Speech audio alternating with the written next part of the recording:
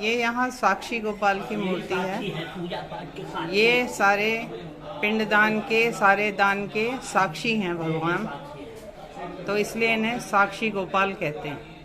जब यहाँ पे पूरी कहानी आपको बता देता हूँ। यहाँ पे जब गयासुर आया, उन्होंने एक यहाँ पे कोलाहल पर्वत जो झारखंड में चला गया, कुलेश्वरी पहाड़ के नाम से जाना जाता है, समझ गए।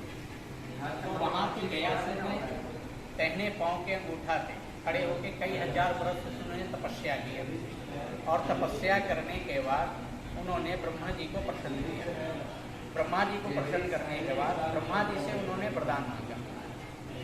उन्होंने कहा कि आप हमें ऐसा वरदान दीजिए कि जो भी हमें छुए वो सीधा वैकुंठ चला जाए, चाहे वो देवता हो, मानव हो, जीव हो, जंतु हो, पापुटी हो। ब्रह्मदेव ने उनको वरदान दे दिया।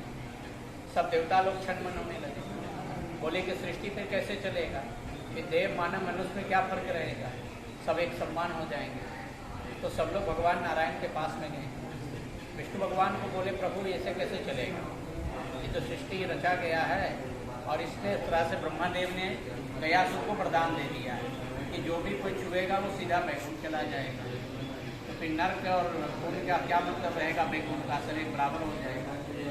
तो गयासुर के पास में जो है भगवान ब्राह्मण के रूप में आए और बोले कोई ऐसा भूमि शुद्ध हो जिस पर हम यज्ञ करना चाहते हैं। गया जी कोई मामूली तीर्थ नहीं है, सब तीर्थों से श्रेष्ठ तीर्थ गया जी। भगवान ब्राह्मण के रूप में आए गयासुर के पास। उन्होंने कहा कि मेरे शरीर को आप ले लीजिए और यज्ञ करने के बाद छोड़ दीजिए। तो भगवान बोले, मैं ऐसे नहीं लूँगा, तुम हमें संकल्प करते। तो गयासुर बोला कि जब मैं ऐसे दे रहा हूँ तो संकल्प की बात कहाँ पे आई। भगवान जब जिस समय राजा बलि से भी 3 पग मांगे थे, उस समय भी संकल्प भगवान ने कराया। तो भगवान बोले कि नहीं, हमें संकल्प कर दीजिए। तो गयासुर बोला कि जब मैं ऐसे ही दे रहा हूँ तो संकल्प की बात कहाँ से आ गई। तो भगवान बोले कि ब्राह्मण का किसी चीज़ पे अधिकार तभी होगा जब वो संकल्प कराएगा। तो गयासुर बोले ठीक है। तो उन्होंने संकल्प करा के गयासुर को शरीर को ले लिया। भगवान ने गयासुर को लेटा दिया। लेटाने के बाद सभी देवताओं को यहाँ आवाहन किया, सभी तीर्थों को यहाँ आवाहन किया। उसके बाद यज्ञ शुरू हो गई। यज्ञ जब शुरू हो गई तो उसकी शरीर जो है जलने लगा, तब वो खटपटाने लगा। तो फिर भगवान अपने स्वरूप में आए। तो गयासुर बोले कि प्रभु आप हमारे साथ छल कीजिए। भगवान बोले अगर तुम्हारे साथ मैं छल नहीं करता तो मेरा सृष्टि कैसे चलता। फिर देव मानव मनुष्य में फर्क क्या रहता, सब एक समान हो जाते। तो गयासुर बोले भगवान की कि ठीक है, तो आपको भी कहीं जाना नहीं, आपको मेरे पास रहना। तो भगवान बोले नहीं, ये जो सृष्टि ब्रह्मा जी रहते हैं उसकी पालनहार कौन करेगा। हम तो जाएंगे, लेकिन जो मेरा पद है वो तुम्हारे छाती को। तो एक ब्रह्मा जी की बेटा थे महारीचि, उनकी पत्नी का नाम था धर्म। वो अपने पति के श्राप से शिला हो गई। वही धर्मशिला भगवान ने यहाँ लाए और गयासुर के शरीर के ऊपर रख के दाहिने पाँव से दाँत दिए। गयासुर बड़ा नहीं है, वो अमर है, और गयासुर का शरीर बहुत बड़ा है। तो फिर भगवान गयासुर से बोले कि जो तुमको वर मांगना है मांगो। गयासुर बोले हमें कुछ नहीं चाहिए प्रभु, आप मिल गए, हमारा उद्धार हो गया। भगवान बोले नहीं, जिसके लिए तुमने घोर तपस्या किया उसी के लिए कुछ मांगो।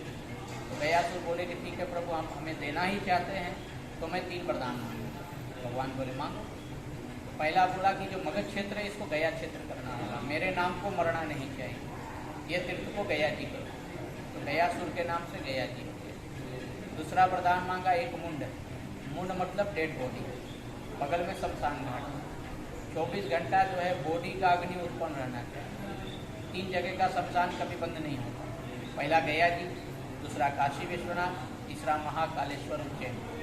ये 3 जगह जो है डेड बॉडी हमेशा जलता है, किसी समय भी आवेगा तो दाह संस्कार होना है। तीसरा वरदान मांगा कि संसार में लोग कहीं मरेंगे, उनकी आत्मा का शांति मुक्ति तभी होगा जब गया जी में आके पिंडदान करेगा और भगवान का दर्शन करेगा पद का, तब पितृ का मोक्ष होगा, अन्यथा उसके पितृ का मोक्ष होना नहीं। आप कहीं भी श्राद्ध कर दीजिए, लेकिन जब गया जी नहीं होगा तब तक पितृ का शांति होना नहीं। इसलिए हर तीर्थ को लोग को गया जी आना है। गयासुर का शरीर जो है 5 कोष में है। शरीर तो बहुत बड़ी है, लेकिन जो श्राद्ध करने का स्थान जो है 5 कोष में।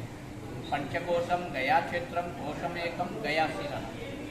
मतलब यहाँ पहले 365 वेदी की श्राद्ध होती थी। लोग यहाँ गया जी में एक साल रुकते थे और एक एक वेदी करते थे।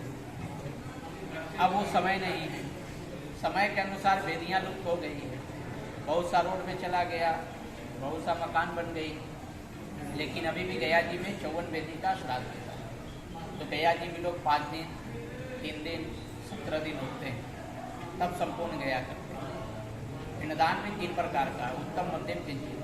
उत्तम श्राद्ध जो होता है गया जी में कम से कम 5 दिन रुकना पड़ता है, तब ये 54 वेदी का श्राद्ध होता है। जिस व्यक्ति के पास समय नहीं है वो मध्यम श्राद्ध करते हैं, कम से कम 11 वेदी, उसके लिए भी कम से कम आपको 2 दिन 3 दिन रुकना पड़ेगा। उसके बाद है किंचित श्राद्ध, जिसके पास समय नहीं है वो 3 वेदी का श्राद्ध करते हैं, फल्गु विष्णु पद अक्षयवट। गयासुर का शरीर जो है 5 कोस के अंदर में आप कहीं भी वेदी बना के बैठ के श्राद्ध करेंगे और फिर भगवान के चरण में डाल देंगे, पितृ का मुक्त हो जाएगा। इसीलिए यहाँ पे श्राद्ध जो है उसी समय से होना है। भगवान के चरण जो है आदिकाल का है, द्वापर, त्रेता, सतयुग के पहले का चरण है भगवान विष्णु, क्योंकि यहाँ स्वयं ब्रह्मदेव ने श्राद्ध किया है। नदी को उस पार सीता कुंड है, जिस समय माता सीता ने श्राद्ध किया था राजा दशरथ जी का, यहाँ पे स्त्री का अधिकार नहीं था पहले, तो नदी को उस पार सीता कुंड में माता सीता ने श्राद्ध किया था राजा दशरथ जी का, क्योंकि रामचंद्र जी का 14 साल का वनवास हुआ, उन्होंने 11 साल जो है चित्रकूट में बिताया। ये अभी भी प्रमाण है जो मैं बता रहा हूँ। जब 12वां 13वां में यहाँ आए तो सोचे कि जब गया जी आए तो अपने पिताजी का श्राद्ध करते। तो पहले के पितृ लोग जो थे हाथ निकाल के पिंडदान लेते थे, मंत्र के द्वारा उनको बुलाया जाता, आवाहन किया जाता, वो बोलते थे हमें श्राद्ध दो। तो नदी को उस पार सीता कुंड में माता सीता को बैठा दिया गया। पूरी गया जी जंगल थी, दूर दूर में पिंड का सामग्री मिलता था। रामचंद्र जी चले गए पिंड का सामग्री लाने, थोड़ी देर में आकाशवाणी हुआ, राजा दशरथ जी आए, माता सीता से बोले सीता हमें श्राद्ध दो। माता सीता बोले पिताजी मेरा अधिकार नहीं, आपका पुत्र का अधिकार है। वो सामग्री लाने गए हैं, वो सामग्री लेके आएंगे तो श्राद्ध। तब राजा दशरथ जी बोले कि जब तक वो पिंड का सामग्री लेके आएंगे मेरा वैकुंठ का द्वार बंद हो जाएगा और सूर्यास्त हो जाएगा। सूर्यास्त के बाद श्राद्ध वर्जित है, वो पितृ को नहीं मिलता, वो प्रेत को मिलता है, इसलिए सूर्यास्त के बाद श्राद्ध नहीं करना चाहिए। तो माता सीता बोले मेरा अधिकार ही नहीं तो मैं कैसे श्राद्ध दूंगा। तब राजा दशरथ जी बोले कि जितना अधिकार पुत्र का है उतना अधिकार बहू का है। बहू एक बेटी का सम्मान है, तुम हमारे गोत्र में, इसलिए तुम हमें पिंडदान दो। तो माता सीता बोले मेरे पास कोई सामग्री नहीं, मैं किस चीज़ से श्राद्ध दूंगा। तब राजा दशरथ जी बोले कि जिस रेते से तुम खेल रही हो उस रेते का 3 गोला बना के हमें। माता सीता बोले ठीक है पिताजी हम तो पिंडदान दे देंगे, लेकिन जब आपका पुत्र आएंगे तो उनको मैं क्या बताऊँगा, कोई प्रमाण तो चाहिए, कोई साक्षी तो चाहिए। तो राजा दशरथ जी ने 5 को साक्षी रख दिया, माता सीता ने पिंडदान दे दिया। राजा दशरथ जी श्राद्ध लेके चले गए। रामचंद्र जी आए पिंड का सामग्री लेके, उन्होंने बताया कि ऐसा ऐसा हुआ। तो कहे किसी का समर्थ तुमने श्राद्ध की हो, कोई साक्षी कोई प्रमाण है? तो कहे हाँ पिताजी ने 5 को साक्षी रखा। तो पहला ये नदी था, तो पहला इस नदी से पूछा गया, इस नदी ने झूठा बोल दिया कि मैंने सीता माता को पिंडदान करते हुए नहीं देखा। तब माता सीता ने क्रोध में आके इनको श्राप दिया कि तुम 8 महीना सूखा रहोगी और 4 महीना पानी रहेगी। इन्होंने बहुत याचना किया तो कहे ठीक है, तुम 8 महीना जो सूखा रहेगी वो नीचे नीचे धारा चलेगी, 2 हाथ 3 हाथ कंधों के पानी निकलेगा। दूसरा पूछा गया ब्राह्मण से, ब्राह्मण ने भी झूठा बोला। उनको श्राप मिला कि कलयुग में हमेशा तुम हाथ पसार के दक्षिणा मांगो। ब्राह्मण हाथ पसार के दक्षिणा मांग रहे हैं, हमें दक्षिणा दो। तीसरा पूछा गया तुलसी माता से, तुलसी माता ने भी झूठा बोला। उनको श्राप मिला कि कलयुग में तुम जहाँ तहाँ गंदगी में पैदा हो, लोग अगर तुम्हें घर में लगाएंगे तो ज़्यादा दिन टिकोगी नहीं। आप घर में शौक से तुलसी का पौधा लगाइए, वो नहीं टिकेगा, सूख जाएगा, लेकिन तुम पूजे जाओगे। भगवान का जो भोग लगेगा अगर उसमें तुलसी का पत्ता नहीं पड़ेगा तो भगवान का भोग नहीं होगा। हम लोग भगवान को पूजा करने के बाद भोग लगाते हैं तो तुलसी का पत्ता डालते हैं। चौथा पूछा गया गौ माता से, गौ माता ने भी झूठा बोला।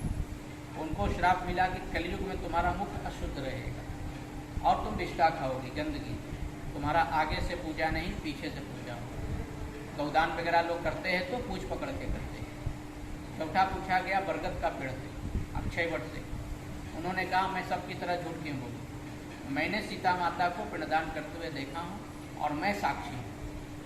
तब माता सीता ने उनको वरदान दिया कि जब तक सूर्य चंद्रमा रहेगा तुम्हारा पेड़ हरा भरा रहेगा। बरगद का पेड़ कभी सूखता नहीं, वो हमेशा हरा भरा रहता है। जो तुम्हारे नीचे दर्शन पूजा पिंड प्रदान करेंगे उसका तुम साक्षी रहना।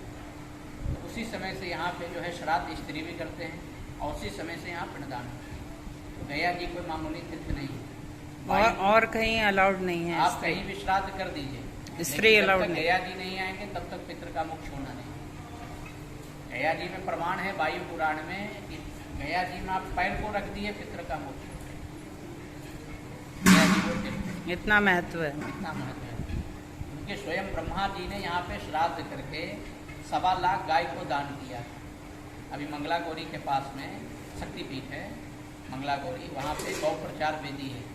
जो गया जी में 45 वेदी 54 वेदी श्राद्ध करते हैं तो वहाँ पे पिंडदान करते हैं। श्राद्ध करने के बाद ब्रह्मा जी यहाँ से एक प्रेतशिला रामशिला पहाड़ है, वो सोने और चांदी का पहाड़ था, जिसमें ब्रह्मा जी ने यहाँ पे श्राद्ध किया था। गयापाल पंडा मतलब हम लोग को पूर्वजों को दान करके दिया था श्राद्ध करने के बाद, तो सोने चांदी का पहाड़ था।